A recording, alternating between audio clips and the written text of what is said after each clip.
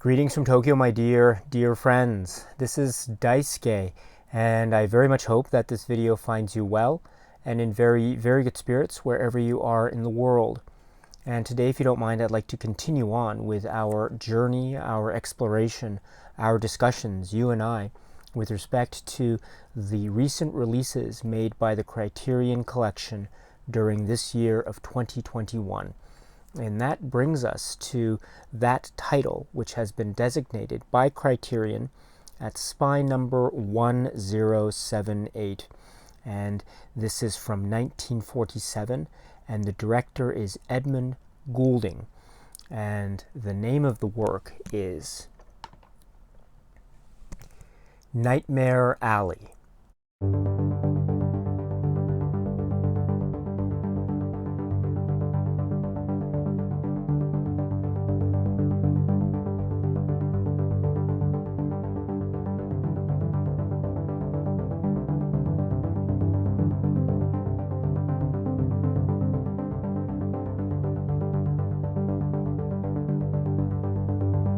This is the work from 1947, and it is directed by Edmund Goulding and produced by George Jessel, based upon the novel by William Lindsay Gresham.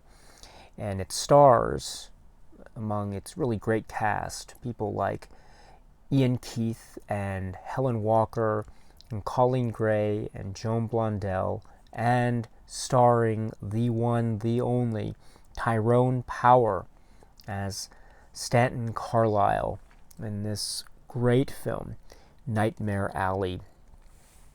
The plot or story of Nightmare Alley, I think, could be said to be about this main character, the Tyrone Power character, and the traveling carnival setting or situation that he or his character finds himself in at the start of the film.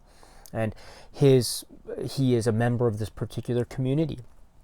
And we also see the establishment of this community, the other characters that are involved, the Joan Blondell character, the Colleen Gray character, for example, and Ian Keith's character as well. And we see the various interactions and relationships and human drama that exists behind the scenes or backstage. And also we see, the acts themselves and how the crowds, how the communities that they're visiting interacts with these particular carnival acts and what they are, and maybe some of the secrets, the tricks of the trade, as it were. Mentions, for example, the use of the code and how the code is very important in order to put on the act of a type of spiritualist, having the power of clairvoyance or maybe the touch of the occult or spiritual. And this formed, or other scenes too, involving, say, the use of electricity and some kind of superhuman power or mysterious power that is indeed part of the mystery and charm and the allure of the sideshow act or the carnival act. So this is the world that is already set up at the start of the film and into the opening act of this work, Nightmare Alley. And from here, this sets the stage for the journey, if you will, of our main character, Stanton Carlyle, the Tyrone Power character. His journey, which is a type of American dream, if you will, a road towards a type of fame, or perhaps another way of looking at it, a road towards infamy, a type of fame based on a fraud or misrepresentation or a lie or a trick or deceit, pretending to have certain powers, but in fact it's just an act, it's just a game. Or is it? Because we do get hints here and there as to the possibilities in wonderful cinematic flourishes, the possibilities of maybe there is some kind of actual mysterious power afoot. Maybe Tyrone Power's character does have some kind of innate spiritual or connection to the occult, or some kind of power to read minds, etc. That's hinted at, but it forms, I think, part of the wonderful backdrop of the environment of this, say, road of the American dream, rise to a sense of fame or stardom of this particular character. But it's also a story about the fall of this particular character. So it's the rise and fall. So in many ways, it is the story of an American dream turned into a dark and quite vicious nightmare landscape, because we have along the way certain plot turns or plot sort of plot occurrences wherein we see the character who is himself arguably quite a morally ambiguous or maybe amoral or immoral figure in a lot of ways. There are certain traits that could be said to be quite negative in terms of a type of a selfish drive or an eagerness that will basically up anything that is in his way. However, due to the strength of the Tyrone Power performance, he is also a character that is not wholly unlikable or not wholly unsympathetic.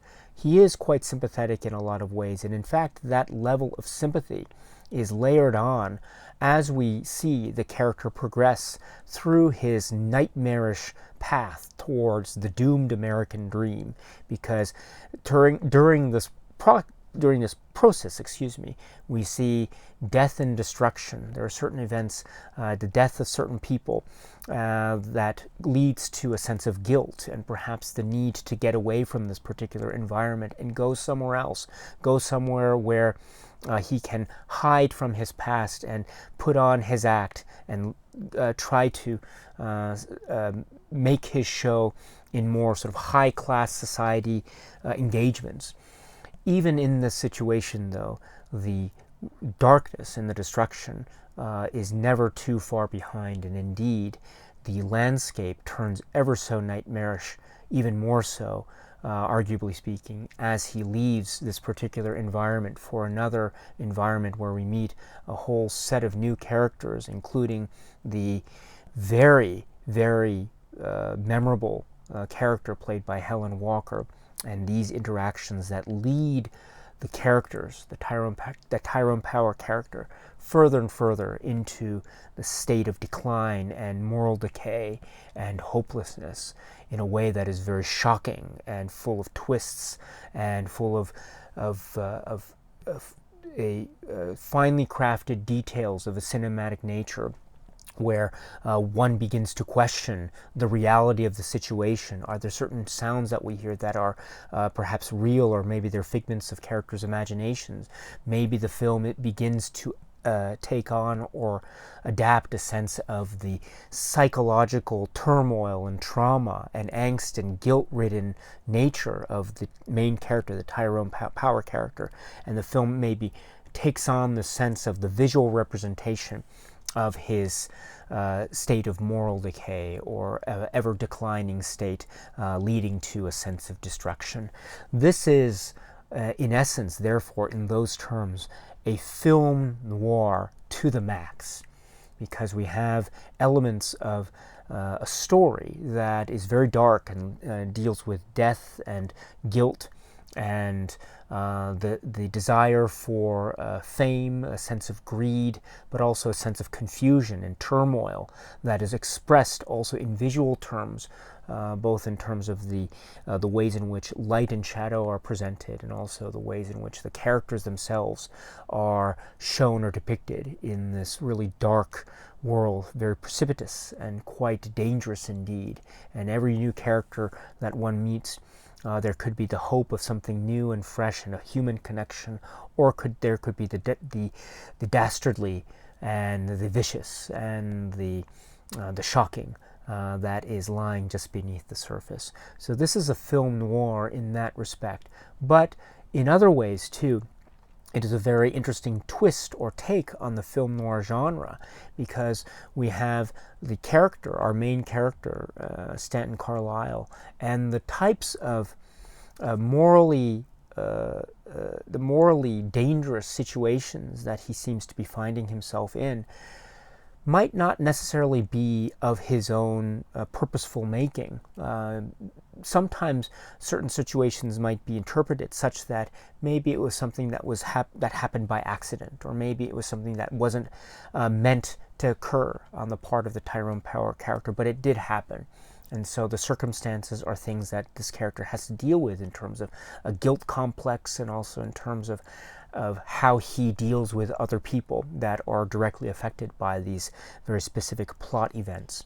And so this is my way of trying to suggest that it is a film noir, but it also is a film that could be a twist on the film noir genre. It is also a film that is very dark and quite shocking, but also takes its time to give us these very intimate and tender portraits of these human beings who aren't perfect. They aren't perfect people, but they are trying. And indeed, there is also this sense, this really almost poetic sense of the establishment of a type of moral code, if you will. The carnival environment, for example, is one where you can see the idea of a sense of moral responsibility on the part of certain people in the carnival community. And so they have a tendency to take care of each other or want to protect each other. And indeed, we see some of those scenes play themselves out in a very effective way throughout the course of this film. So there is a sense of good, or there's a sense of the morally righteous in certain pockets of this film, but they are always counterbalanced, perhaps quite in a very diminishing way, perhaps. They're counterbalanced by the scope of the darkness and the extent of the real twisted nature of a lot of the character situations that confront the characters and indeed confront us, the viewers. This is a wild ride that is filled with so much energy and shock value, and also a sense of punch to its effect. This is a film with so much effect, and I think it is driven with a lot of great energy and verve by the performances. For example, Helen Walker's character is one for the ages, and I'll speak a little bit more about that in the second part of this video. And of course, we have Tyrone Power. Tyrone Power, Stanton Carlyle, is a complex character, not wholly unlikable. He is likable, and that's due to the charm of Tyrone Power himself, and in fact that this is a very different role for him, and it is a very dark role indeed, but it's one where he is able to show us the true depth of his performance prowess. And indeed, what a performance it is. It is the anchor, it is the driving force that brings us through this this hellish landscape of darkness and shadow, the road to ruin. And what lies beyond that road, what lies beyond the end of that road? Is there hope at the end? Is there light at the end of the tunnel? Or will there be a continuing sense of hopelessness and darkness? That is one of the great, I think, driving factors of this film, and it makes us want to know more and want to follow these characters up to the very end. And so indeed, this is the landscape, the American dream turned nightmare, but always at the center. We have characters that are presented in a three-dimensional way, whose motives are understandable, and about whom we can always follow. This is the great film, Nightmare Alley. The Criterion Collection has released Nightmare Alley on this new Blu-ray, and The Criterion Collection has released Nightmare Alley on this new Blu-ray, and it is at spine number 1078, and it is purported to be based on a new 4K digital restoration with uncompressed monaural soundtrack. And so it is a very welcome addition to the Criterion Collection physical media catalog. This is a really great one for a number of reasons. It looks great, it sounds great, and it feels so fresh, and it has that life and punch to it that really maintains the sense of effect, the overall effect of this film. And this is such an effective film. It's so great to see it released by Criterion in this way. And speaking of the Criterion release, we also have, as is customary with Criterion releases, a number of supplements which I think are really interesting, plus some interesting and quite delightful details as far as the insert and other little bits of information. But first, let's speak about the supplements, shall we? Now, we have, first of all, a one-on-one conversation, approximately 31 minutes, with Imogen Sarah Smith, who is a film scholar, historian, expert. She has a lot of expertise, for example, in classical Hollywood cinema and film noir. And so here she is speaking with us one-on-one in this conversation from 2021. And she's talking about comments on this film, Nightmare Alley. And my goodness, Imogen Sarah Smith is such a great film historian, and her comments are always so precise and so well thought out, and also so accessible and so easy to understand, because she has this great way of expressing them.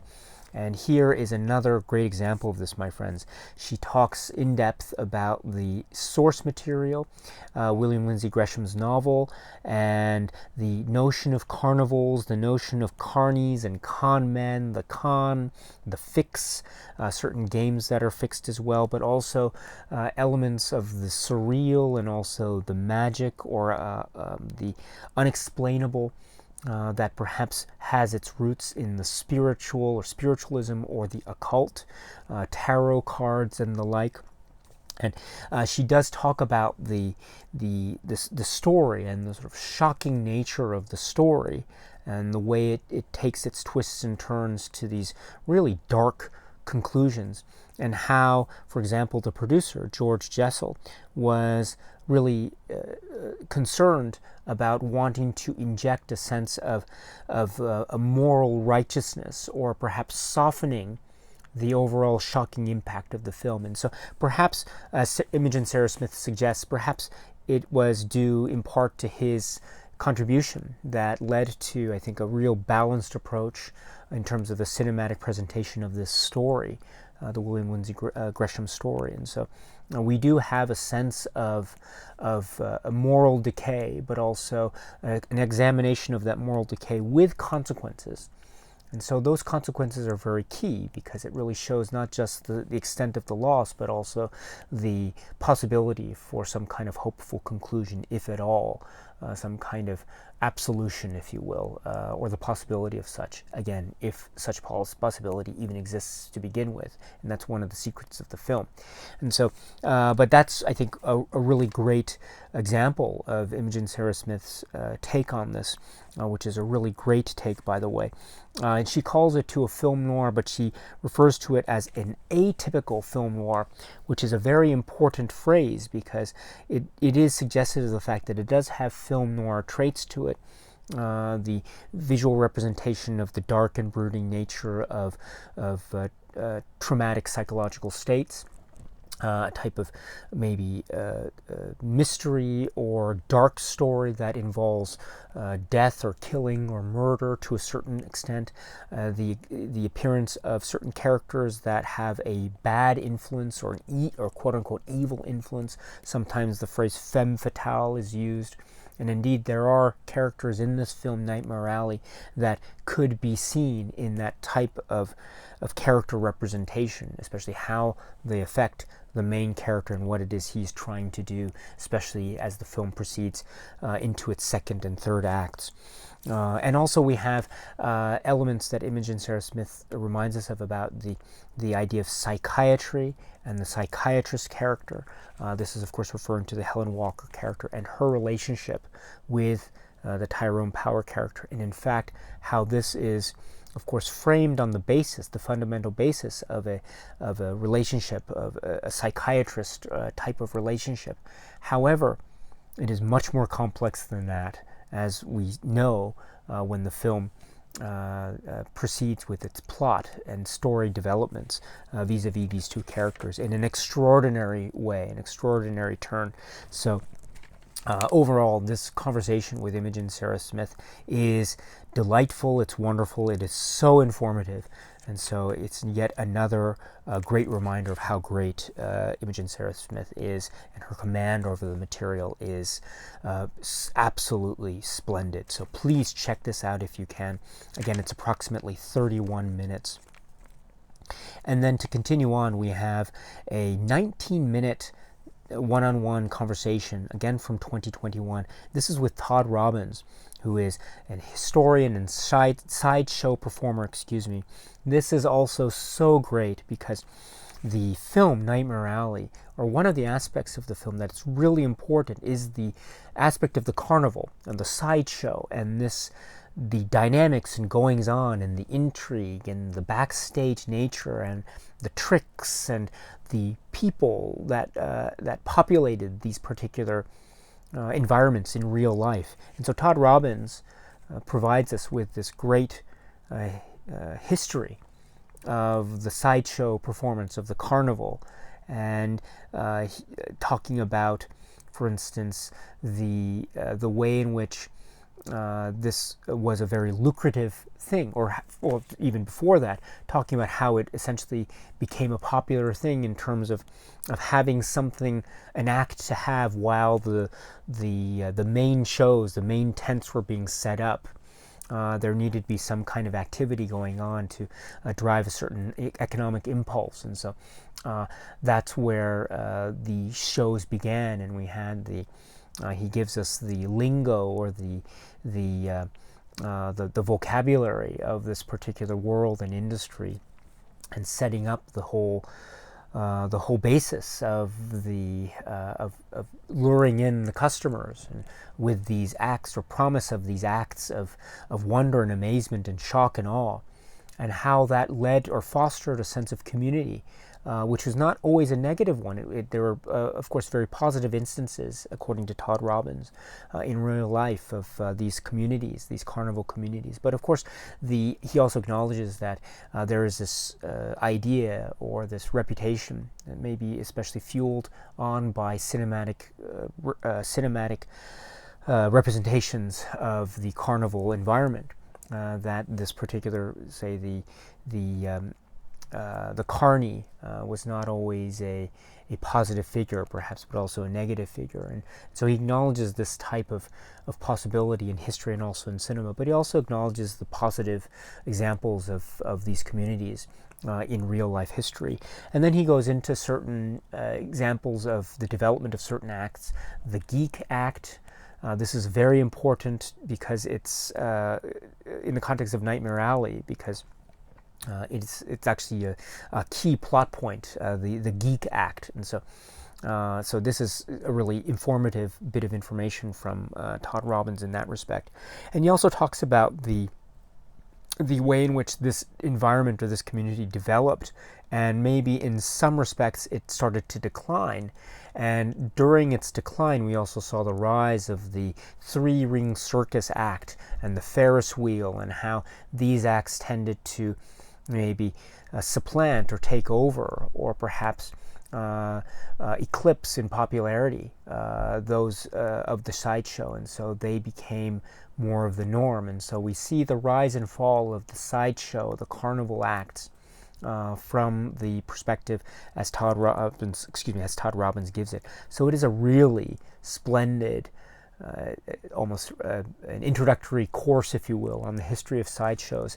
And I think it's also very important too, for a reason that Todd Robbins also describes, of course directly because it's directly involved with Nightmare Alley, the novel, and also the film itself, of course.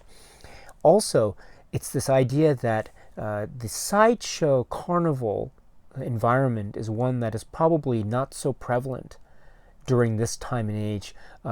Right, it's probably not prevalent at all, and Todd Robbins acknowledges this. And so to have this type of primer on this world, which is not prevalent or close to not being prevalent at all, to have this primer on this particular world is so refreshing and also very informative. And that information is so, I would say, key and crucial to giving us further background and fleshing out the background details in terms of the setting of this film. And as we know, one of the key settings is the carnival setting. So And that way we're getting information about a world, about a setting, about a lifestyle that in many ways no longer is, but it is part of history. But that history, that fabric of history, is still very significant, as I say, in the context of this Nightmare Alley, both the film and also the story, the novel.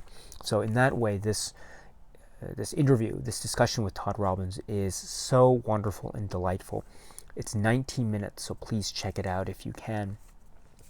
And then we have a 12-minute interview, which is described as being from, it was originally conducted in 2007, but then Criterion took that as a basis for creating this particular supplement for purposes of this Blu-ray release. And this is with the actress Colleen Gray, and she plays a very key role in the film. She plays Molly, and her relationship with the Tyrone Power character is one of the key relationships of the film.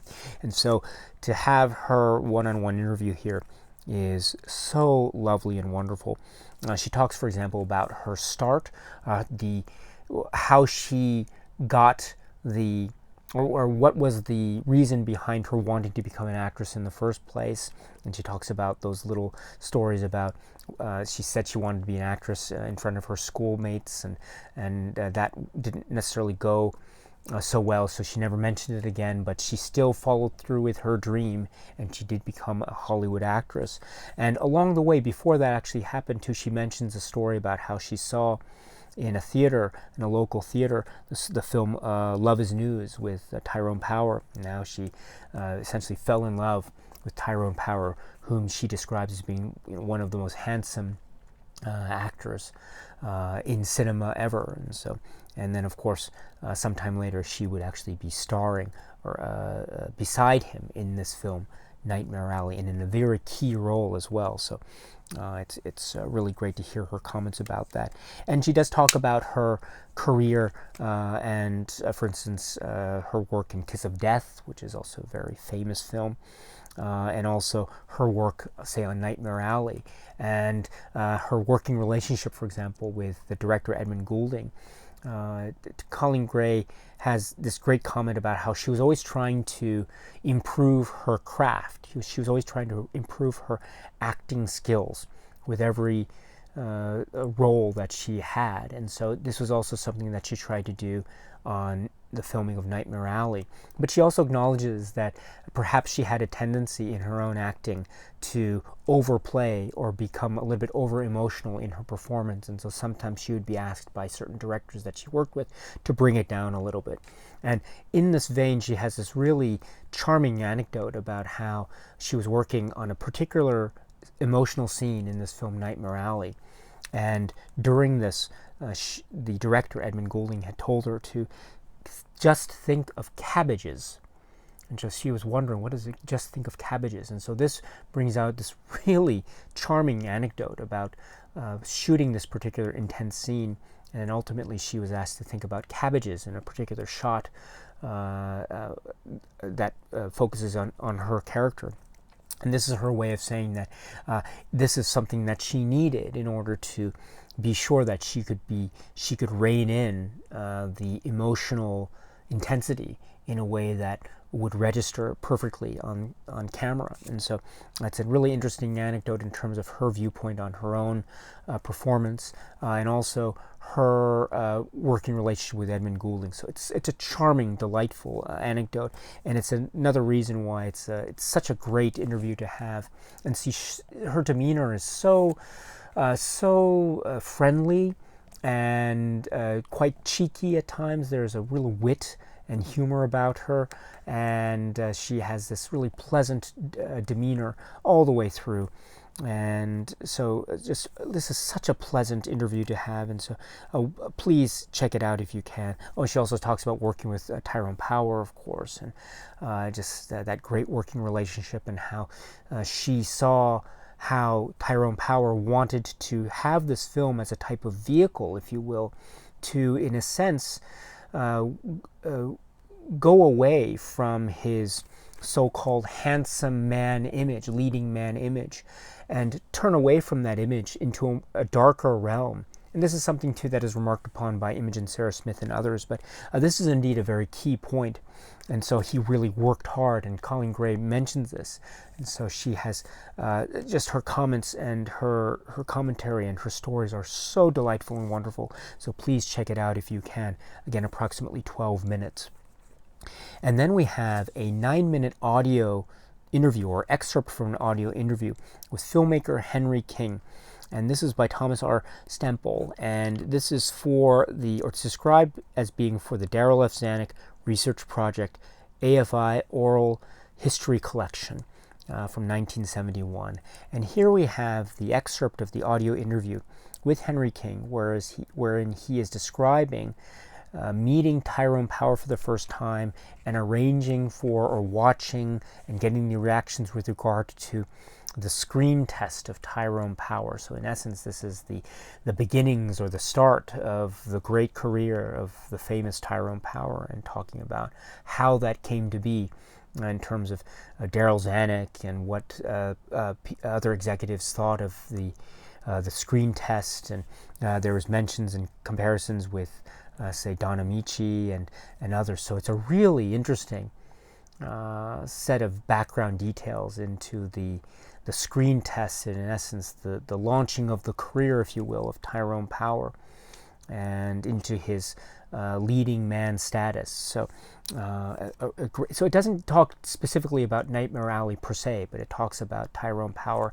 and his beginnings, if you will. And indeed that, I think, forms a nice counterpoint to the fact that, again, according to Imogen Sarah Smith and Colleen Gray, and also the commentary track, which I'll get to in a moment, this was a vehicle, Nightmare Alley, where he was, in a sense, trying to get away from that leading man status into something of a darker role, or complex media role, as it were. So it's an interesting counterpoint in that way. So in that way, it's very essential and quite revealing. So please also check this out if you can as well. The audio interview excerpt with Henry King, approximately 9 minutes. And then we have the trailer, which rounds out the supplement section of this particular release. But before I conclude in this discussion, I should also mention that there is also a commentary track. This release includes a commentary track which is described as being from 2005, and this is with two film scholars and historians, James Orsini and Alan Silver. Now, this is great. This is really great because they have such great expertise into the background of this film. They're talking about the beginnings, the William Lindsay Gresham novel, what it was speaking towards in terms of a depiction of this carnival lifestyle and the road to destruction, and how the film was a reflection of that, although there are moments where moral righteousness, or a type of expression of guilt and the possibility of hope and salvation are expressed in a way that does temper, or that does balance, or serve as a nice counterpoint to the dark and twisted proceedings of the film. And the two historians here also talk about specific aspects of the plot and also the filmmaking. There's a nice exchange between them about certain instruments that are used on the musical score, and talking about the photography, the director of photography, Lee Garms, and how there are uses of light and shadow that are in fact quite radical, and in fact break a lot of the traditional rules of lighting and cinematography. You know, sometimes you have light that is shone on one side of a face in one cut, and then it cuts to a different angle, and the light is seen shining on the other side of the face of that particular character in a different angle or different vantage point. And so this is again breaking the traditional rules, but breaking them in a way to achieve a sense of a radical use of visual information, sometimes hiding things in shadow, which is a really interesting type of contradiction in terms of production terms, and the historians here cite that this was in essence a type of a movie picture that was, or it was a film that was like a B movie in spirit with an A movie budget. And so that in that way it has this really lovely blend or mix of production value and also the dark and sinister as expressed in these really stylistic cinematic fashions. So and also talking about the history and the post-production of this film, how it was somewhat looked down upon in some circles, and also the nature of how it affected the careers of certain people, and also the going back to the film itself, a discussion of the characters and the important components of them, and in many ways in the world of cinema and film noir, their iconic status. And they do mention Tyrone Power in this wonderful, great way. They also mention the Colleen Gray character and how her character of Molly serves as almost a point of hopefulness, perhaps, or belief in the character where there would otherwise be none. And so there's a sense of some kind of optimism, or the possibility of some kind of optimism, which is, of course, a great balance to the pessimistic and quite cynical nature of a lot of the story and how it progresses in terms of the character morals.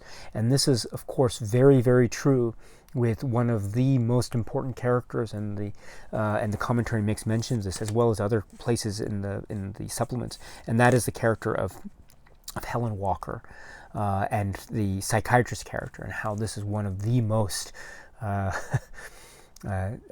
complex, cunning, and memorable characters for the ages, and just the almost over-the-top nature of the function of the character, as well as how it figures into the overall narrative, is extraordinary, and the commentary makes note of this. And I forgot to mention, so does Imogen Sarah Smith in her great interview, and also the great interview with Colleen Gray, where she talks about Helen Walker's character, and she says this great line, Colleen Gray does, she says, "Oh, that was a great performance. The Cobra Woman of all time." I love it. It's so great. By the way, I forget to mention also that Colleen Gray had some lovely comments about Ian Keith and his performance, how she thought that he really deserved an Academy Award because it was such a powerful performance. And indeed it is so great. And indeed this is mentioned too by Imogen Sarah Smith, and also the commentary as well.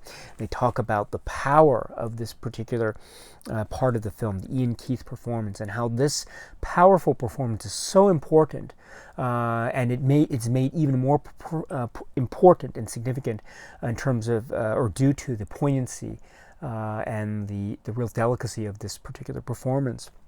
It is in many ways a type of heart of the film that is confronted with a lot of coldness in terms of plot development that we see, and that leads to certain motivations of the main character. But again, another great example of this commentary in their discussion of the performances, such as Helen Walker and Ian Keith and Colleen Gray and Tyrone Power and others, and the production details and the novel and the post-production and its longevity and its legacy going forward. So it's great to have this commentary track. I'm a big fan of Criterion releases with commentary tracks.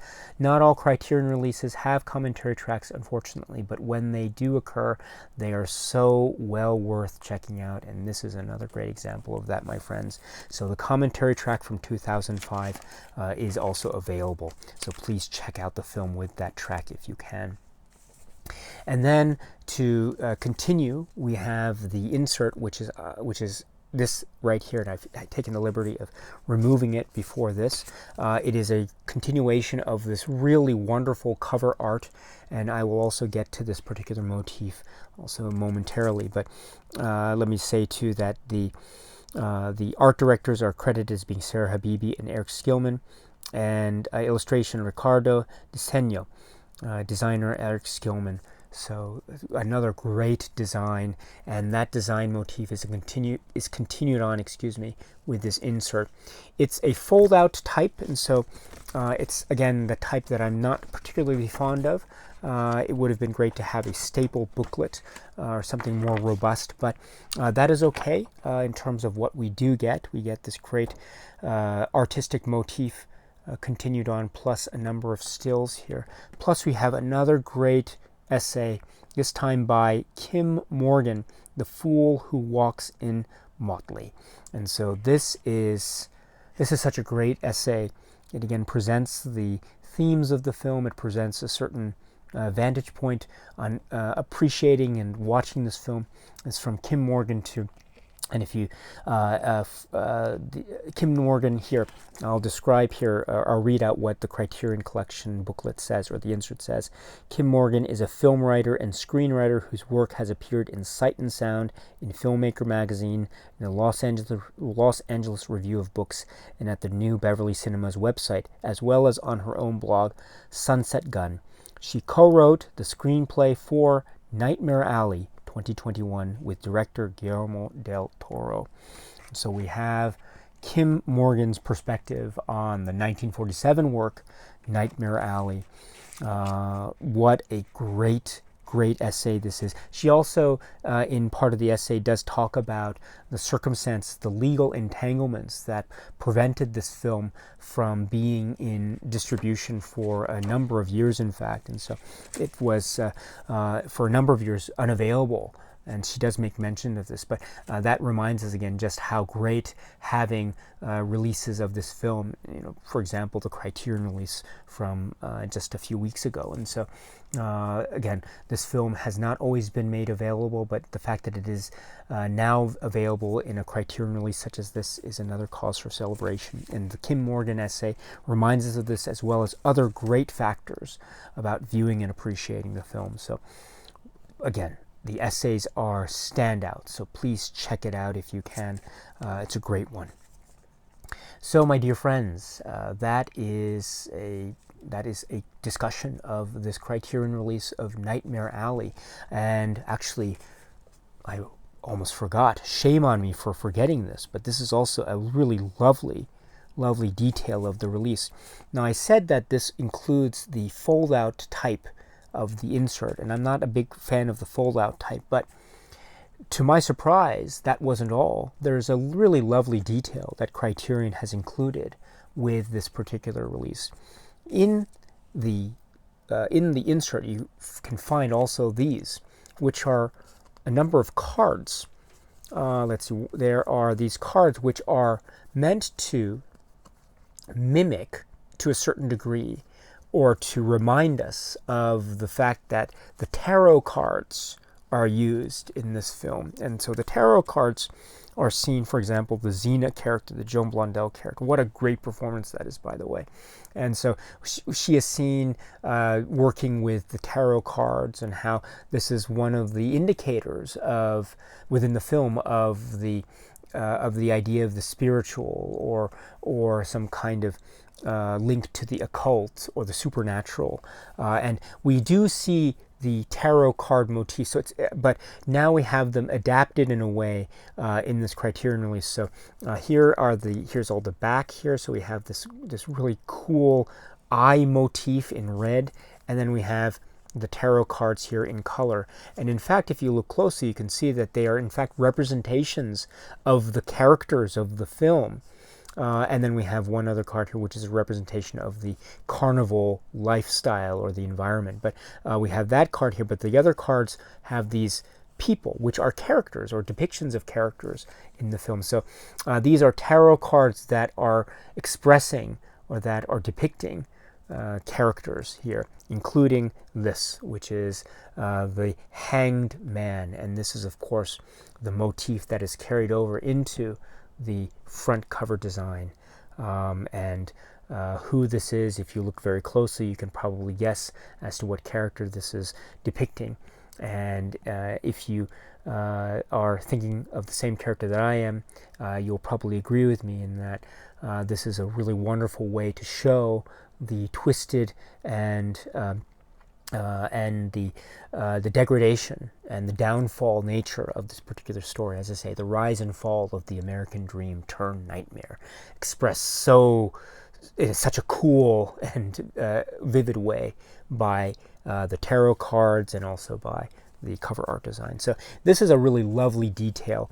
And so if you get the Nightmare Alley Blu-ray, be sure to check out the tarot cards, which is, as I say, little things like that are just what make physical media so fun. There are oftentimes, not always, but occasionally Criterion and other labels, of course, but Criterion will do this. They might include a little booklet like they did with the Doctor Strangelove release, or something like with this Nightmare Alley, we have tarot cards. So very, very cool indeed. And so with that, we have an overall, I think, delightful presentation of a film that now is established fully in circulation and in the physical media catalog of Criterion. And my goodness, what a great and memorable one this is. This is Nightmare Alley. Okay, my friends, so that's it for now. And so until we meet again, please be happy and healthy and well. And please keep on watching a lot of great, great movies. Thank you so much, as always, for your time. I very much appreciate it. Stay strong, stay safe, and cheers.